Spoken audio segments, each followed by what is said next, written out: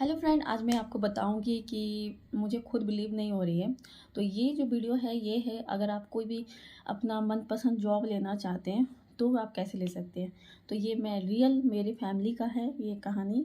तो मैं आपको बताती हूँ और मुझे सच में बिलीव नहीं हो रही है कि ये कैसे हो गई।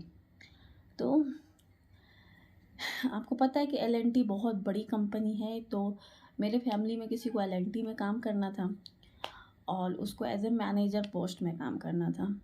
और मैनेजर पोस्ट के लिए कम से कम 10 से लेके कुछ 15 साल का एक्सपीरियंस होना चाहिए, लेकिन उसको कम था। नॉलेज के बेसिस में तो हो गया।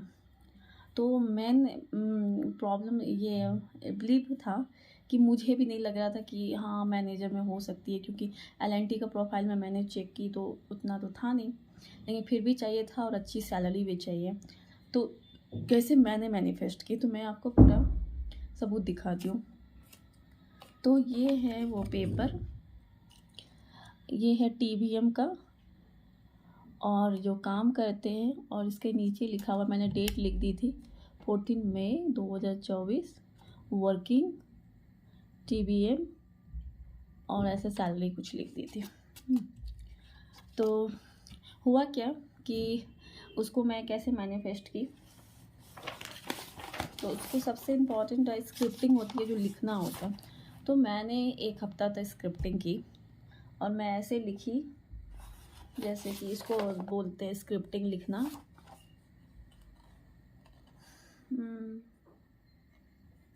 आ गई, हाँ, थैंक यू, एल&टी में काम कर रहे हैं एज ए मैनेजर पोस्ट। और वो बहुत खुश है वहाँ काम करके, एज ए मैनेजर पोस्ट में वो काम कर रहा है, इतनी सैलरी मिल रही है। और उसको मैं लिखती थी कितने 1 हफ्ता तक ऐसे लिखी हूँ, जब तक मुझे बिलीव नहीं होगी। जब मुझे बिलीव होगी तो मैं उसको लेट गो कर दी। और मैंने एक विज़न बोर्ड बनाई थी पेपर में, तो उसको मैं देखती रहती थी। और ये एक मेरा कॉपी का विज़न बोर्ड है, तो इसमें ऐसे लिखा हुआ है, थैंक यू, टीवीएम में काम कर रहे हैं L&T as a manager post. और एक चीज़ हमको बिलीव नहीं हो रही है, आपको पता ना हो,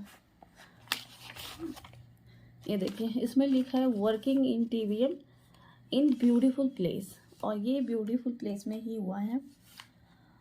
और इसमें लगा है thank you God, we are happy, and salary जितना, और we are living in beautiful society, and जैसे करके पैसा वैसा सब लिखती थी। और इसके बाद फिर मैं इसको लिख के विजुलाइज करती थी और फिर मैंने लेट गो कर दी इसको।